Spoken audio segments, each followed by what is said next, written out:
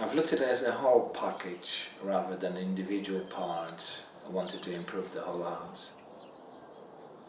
So standing outside 1930 house, we decided to achieve modern finish, modern look, external insulation applied, to have a modern feel to our needs and our house and our living.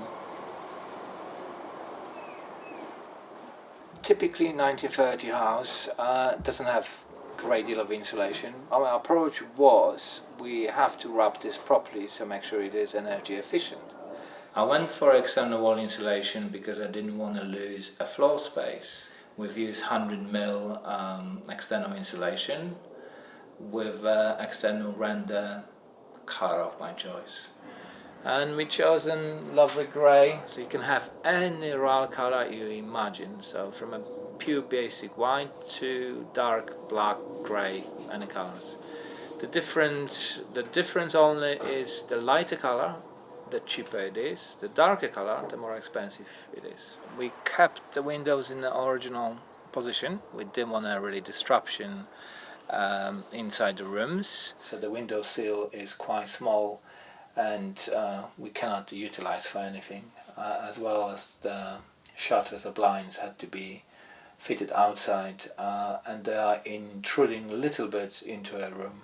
Here we are in the back of a house. We are in a living room where we have adjusted the window to a different position to allow us for extra space on the shelf, so we can put our ornaments or flower pots. The insulation about 10,000 and then scaffolding were around 1,800 roughly.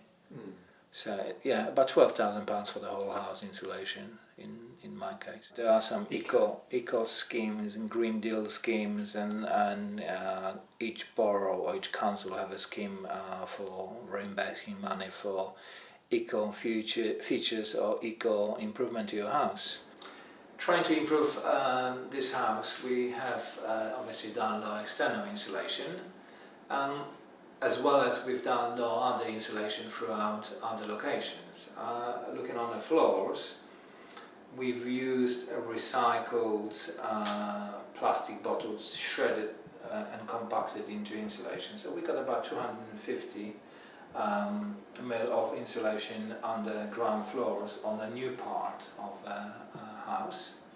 In the existing house, we have used 100 mil Kingspan insulation on the ground floors.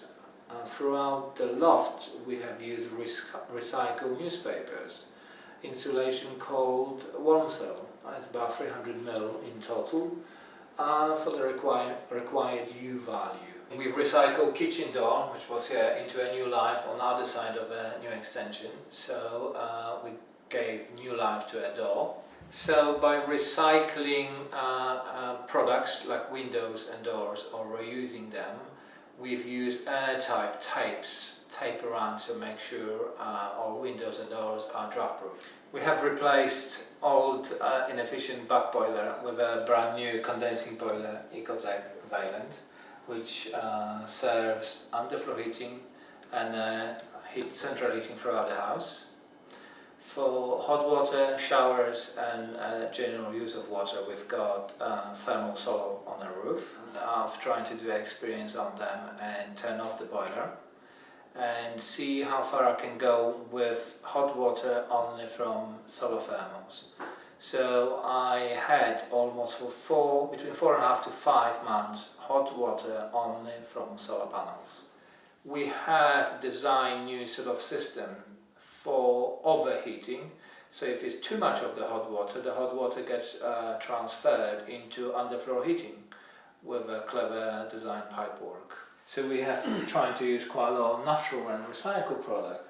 One of them is clay paint on every wall in the house, so it doesn't have any chemicals in it, so we could move in pretty quickly afterwards when we complete it, because you could breathe naturally. And on the outside we use water permeable drive, where allows water to penetrate and doesn't create issues. We've used eco decking and natural rubber recycled roof tiles on the roof. So going further with our recycle, we have installed water recycle harvester. It's about 600 liters, which is used for washing machine and a toilet. As well as we have installed a few A-rated appliances throughout the house. Retrofitting the house, we have introduced sun tubes to give us natural lighting. We have also replaced most of the lighting with LED lights and energy efficient ones, including one behind me, which only uses 1 watt.